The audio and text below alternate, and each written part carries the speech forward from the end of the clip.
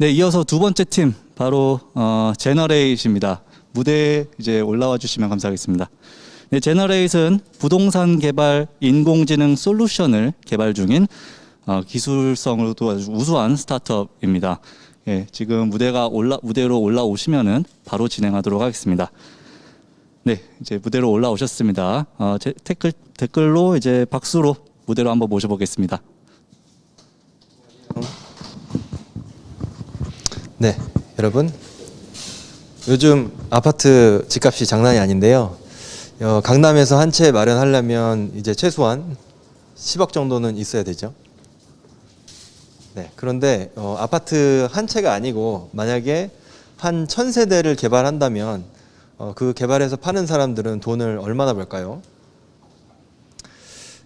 네, 1000세대 분양가 10억씩 계산해도 매출 1조 원이 나옵니다. 네, 다소 생소하시겠지만 이러한 세계가 있는데요. 이러한 사업을 부동산 개발 혹은 시행이라고 부릅니다. 그런데 여기에 수십억 원에서 수백억 원의 매출을 증가시켜 줄 수 있는 인공지능 솔루션이 있습니다. 네, 프롭테크 스타트업 제너레이트입니다. 부동산 개발은 디벨로퍼라는 사람들이 처음부터 끝까지 전 과정을 총괄하면서 사업이 진행이 됩니다. 국내에는 이런 개발사 혹은 시행사들이 2,400기업이 있고요. 연 매출 1조 원이 넘는 회사가 4개 회사가 있습니다. 그리고 미국에는 23배 많은 5만 5천 개 기업이 있고 보유 자산 기준으로 2조 원에서 4조 원까지 상위 10개 회사가 포진하고 있습니다. 그리고 이 디벨로퍼들이 가장 중요하게 생각하는 단계가 바로 사업성 검토 단계입니다. 이 단계에서 건축사에게 디자인을 의뢰하면서 이 프로젝트의 사업성이 결정이 되게 됩니다. 저는 한국과 미국에서 건축 설계를 전공했고 로스앤젤레스에서 6년간 일을 했습니다. 그리고 6천억 원에서 2조 원가량 규모의 대형 프로젝트에 참여하게 됐는데요. 저는 일을 하면서 항상 가졌던 한 가지 의문점이 있었습니다. 바로 우리 건축가들이 만들어주는 안에 최고의 수익안이 있을까라는 것이었습니다. 건축가는 디벨로퍼에게 의뢰를 받으면 두세 가지 정도 안을 만들어줍니다. 그런데 디자인을 할 때 디자인과 기능을 고려해서 만드는데요. 그 결과 디벨로퍼는 그 중에서 수익성을 근거로 하나를 꼽게 됩니다. 그런데 여기서 건축가들이 디자인을 할 때 수익성을 근거로 디자인을 만들지 않았는데 그 중에 과연 최고의 수익안이 있을까? 저는 당연히 이제 없다고 생각을 했고, 왜냐하면 현실에서 건축가들이 디자인을 할 때는 수익성에 대한 정보 없이 디자인과 기능만 고려해서 대안을 만들기 때문이고요. 그리고 건축가들이 여러 가지 대안을 만들어 보기에는 비용과 시간의 제약이 있기 때문에 현실에서는 이 문제에 대한 해결책이 없을 뿐더러 사실 문제로조차 인식하지 않고 있는 상태입니다. 그런데 저는 4, 5년 전에 이 문제를 해결할 실마리를 찾게 되는데요. 건축 인공지능의 근간이 되는 개념들이 화제가 되기 시작합니다. 그 중에서 저희 회사의 이름이 유래된 제너러티브 디자인이라는 것은 인공지능으로 알고리즘으로 디자인을 자동으로 생성하고 그 여러 개 만든 수많은 옵션들 중에 최적의 안을 선택할 수 있다는 개념입니다. 그래서 이 방식을 이용하면 최고의 수익안도 찾을 수 있겠구나라는 생각이 들었고, 그래서 저는 미국에서 주변의 친구들과 함께 연구를 시작하게 됐습니다. 연구를 시작한 지 2년 만에 초기 솔루션 모델을 만들게 됩니다. 건물의 형태가 주어졌을 때 그 내부에서 가능한 한 공간 시나리오를 모두 만들고 그것을 평행좌표라는 것을 이용해서 최적의 안을 선택하게 됩니다. 이 방식을 이용하면 수익은 극대화할 수 있고 공사비는 최소화할 수 있고 디자인은 최적화할 수 있게 됩니다. 그리고 창업 전에 여전히 제가 본업이 이 솔루션 소프트웨어 회사가 아닐 때 실제 적용 사례를 만들게 됩니다. USC라는 대학은 미국 서부에서 가장 부자인 사립대학교로 알려져 있는데요. 저희가 참여하게 된 USC 빌리지라고 하는 프로젝트고 제일 코너에 있는 건물은 2022년에 완공이 될 기숙사 건물입니다. 그리고 여기서 저희가 15,000가지 대안을 만들었고 클라이언트와 1시간 정도의 워크숍을 통해서 최종안을 도출했습니다. 그 결과 건축사가 만든 기존 안보다 임대 수익과 기숙사 인원수가 모두 증가했고 임대 수익은 8%, 연 12억의 매출이 상승했고 인원수는 44명 증가해서 총 796명이 됐습니다. 그리고 더 놀라웠던 것은 여기서의 부동산 개발 수익 극대화는 기숙사의 임대 매출 극대화입니다. 기숙사 인원수나 세대수를 최대화하는 것이 아니고 오히려 적정 수준으로 줄여야 임대 매출이 최대가 된다는 것을 저희는 발견했습니다. 이 사실은 우리가 여태까지 믿고 따랐던 부동산 개발의 법칙을 거스르는 내용이라 굉장히 큰 의미가 있었습니다.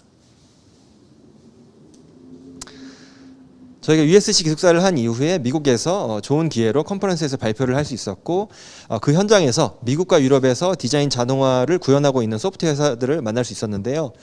그들의 방식이 기존에 사람이 했던 방식을 단순하게 자동화했던 것에 불과했고 이런 수익성 극대화는 전혀 다루지 않고 있었습니다.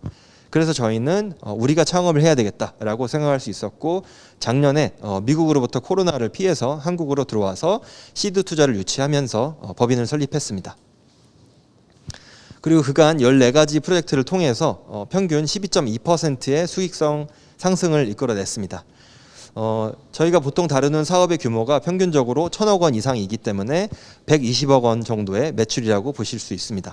그리고 이 수치는 건축과 디벨로퍼가 만든 기존안, 그들이 작업을 해서 최적화하고 최고의 수익안이라고 믿고 있는 안에 비해서 올라간 수치이기 때문에 이 영역은 앞으로 사람보다는 인공지능이 해야 된다라고 판단할 수 있습니다. 저희가 현재 제공하고 있는 솔루션은 건물의 형태를 다양하게 시뮬레이션하고 그 각 형태마다 내부적으로 어떤 평면이 나올 수 있을지 어떤 상품이 들어갈 수 있을지 시뮬레이션을 합니다. 그럼 이 두 가지 조합으로 나오는 수백만 가지 옵션에 저희가 인공지능으로 학습시킨 가격을 입히고 이 전체를 딜리버리를 함과 동시에 최고의 추천안을 제공해 드립니다. 저희가 있는 이 부동산 개발의 사업성 검토 시장은 미국의 공동주택 시장이 가장 큰데요. 여기는 저희가 매년 1,000만 건 정도 있다고 추정을 하는데 그 이유는 2019년 기준으로 52만 건이 허가를 받았고 거기에서 저희가 대상으로 하는 중규모 이상의 건물은 20%인 약 10만 건입니다. 그런데 디벨로퍼들이 한 가지 프로젝트를 실행하기 위해서는 200~300개의 땅을 봅니다. 그래서 여기서 보수적으로 한 건에 100건만 본다고 가정해도 1,000만 건이 되게 됩니다. 저희 앞으로 3개년 계획인데요. 저희는 오는 9월 미국으로 돌아가서 B2B SaaS 서비스를 런칭할 계획이고요. 그리고 미국 시장에서 사업을 확장하면서 4년 차에는 B2B 마켓플레이스로서 모델을 발전시킬 계획입니다. 그리고 저희는 현재 프리시리즈 A 투자 유치 진행 중에 있습니다. 저희 서비스의 대상은 디벨로퍼인데요. 이 디벨로퍼라는 직군이 이 부동산 개발 혹은 건설의 모든 플레이어에게 용역을 주는 입장이 있습니다. 그렇기 때문에 디벨로퍼를 우리 플랫폼으로 담게 된다면 그 이후에는 이 모든 플레이어를 건설업의 모든 플레이어를 담는 B2B 마켓플레이스로서 발전을 할 수 있습니다. 즉 오프라인에서 이루어졌던 수요 공급 관계가 온라인으로 넘어오게 되면서 합리적인 데이터를 기반한 합리적인 의사 선택을 할 수 있게 되고 우리가 가장 적합하게 일할 수 있는 최적의 협력사를 찾을 수 있게 됩니다. 저희 팀에 대해서 말씀드리면 부동산 개발 업계에 존재하기 힘든 건축, AI, 소프트웨어 개발 영역에 9명이 조합된 팀인데요. 저는 건축 디자이너로서 빌딩 디자인의 문제를 수학과 알고리즘의 문제로 바꾸면 저희 수학 박사이자 AI 개발자인 정가희 CTO가 그 문제를 해결합니다. 그리고 소프트웨어 엔지니어인 이학 씨는 건축과 컴퓨터 공학을 복수 전공한 개발자로서 저희 소프트웨어를 만들어 나가고 있습니다. 네, 보시다시피 인공지능은 부동산 개발 영역에서 필수적인 요소가 될 수밖에 없는데요. 이 수익 극대화라는 굉장히 근본적인 문제를 여태까지 아무도 다루지 못해왔고 해결하지 못해왔는데 제너레이시 세계에서 유일하게 해결하고 있습니다. 제너레이시 만들어 나갈 부동산 개발 산업 지켜봐 주십시오. 감사합니다. 네, 발표 감사합니다. 네, 발표 감사합니다. 지금부터 Q&A 시간 하겠습니다. 질의 있으신 분들은 유튜브 댓글로 올려주시면 감사하겠습니다. 우선 그 생중계 딜레이 시간 때문에 제가 사전 질의부터 좀 확인하고 진행하도록 하겠습니다. 사전 질의인데요. 지금 이분께서는 제너레이트에 대해서 조금 더 살펴보고 이 질의를 남기신 것 같습니다. 네. 지금 현재 미국에서 이제 시작하셨다고 하셨는데 미국 부동산 정책과 우리나라의 부동산 정책과 살짝 다르지 않습니까? 이 정책과 어떤 그 밀접한 관계가 있으신지, 그리고 이 정책에 문제점들을 어떻게 풀어나갈 수 있는 솔루션인지 그에 대한 답변 부탁드리겠습니다. 네, 일단 정책이란 말은 굉장히 좀 큰 개념인 것 같아서 정책은 간단하게 말씀드리고 넘어가면 한국은 이제 정부 주도로 사업을 많이 하게 되고요.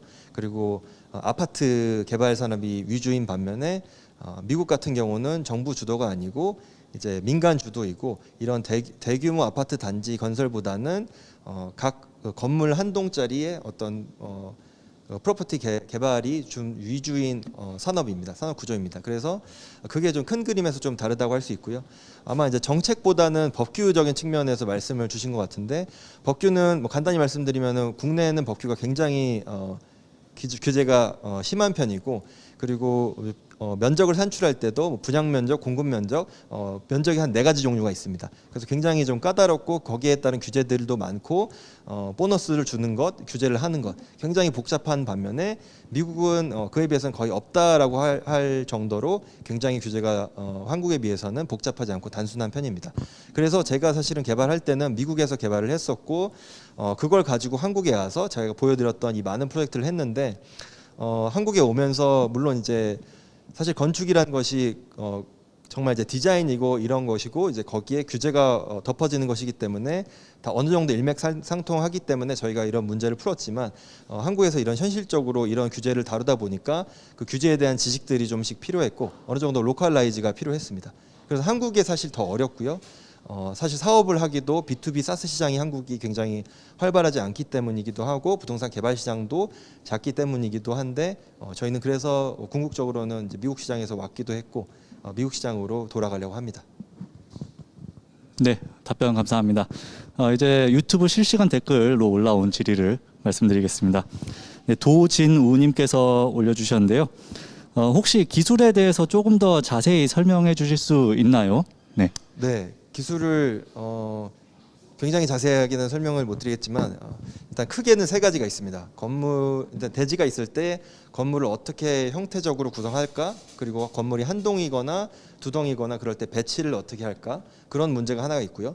그리고 두 번째 문제는 어떤 형태를 만들었을 때 그 내부의 구성을 어떻게 만들 것인가? 그래서 내부의 평면을 뭐 세대를 어떻게 나눌 것인가, 작게 나눌 것인가, 크게 나눌 것인가 이렇게 그래서 내부 구성과 건물 외형을 어떻게 만들고 배치할 것인가에 크게 두 가지 문제가 있고요.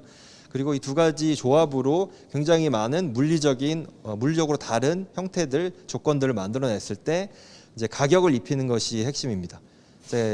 요새 이제 AVM이라고 해서 이제 토지의 가격을 평가하는 모델은 많은데 저희처럼 건물 자체적으로 수익성에 대한 분석을 하는 모델이 세계적으로 전혀 없기 때문에 저희처럼 공간적으로 1층이랑 10층이랑 가격이 달라야 하는데 우리 현실에서는 사실 아무도 그걸 고려해서 디자인을 하거나 수익을 예측하지 않고 있거든요. 그래서 그런 모델을 저희가 가지고 있고 이 3가지가 사실은 어느 정도 수준에서 조합이 돼야만 수익 극대화라는 아이템을 논할 수 있게 됩니다. 네, 답변 감사합니다. 같은 이제 도진우님께서 또 이제 다른 질문인데요. 네. 하우빌드나 스페이스워크와 같은 국내 경쟁 업체와의 차별점에 대해서 설명해 주시면 감사하겠습니다. 네, 우선은 하우빌드는 이제 비즈니스 모델이 중소형 건물을 대상으로 하는 건설사이고 하우빌드라는 그 플랫폼 자체는 미끼 상품으로 이해할 수 있고요.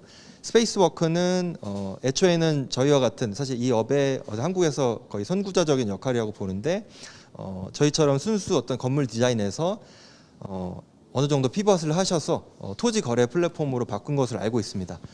일단은 사업 성격 자체가 그렇게 다르고요. 저희는 아예 건물 디자인 자체를 이제 다루는 영역이고 그 다음에는 이제 한국 시장과 미국 시장이 굉장히 캐릭터가 다른데요. 하우빌드나 스페이스워크는 제가 알기로는 600제곱미터 이하 혹은 1000제곱미터 이하의 굉장히 작은 땅들 위주로 합니다. 왜냐하면 한국 시장은 사실 그쪽 분야가 훨씬 더 이제 크기도 하고 기존의 디벨로퍼라는 사업 자체가 한국에서는 굉장히 좀 불안정하고 업앤다운이 많은 영역이기 때문에 반면에 미국에서는 굉장히 이것이 어떤 일반적인 비즈니스로 여겨지고 있거든요.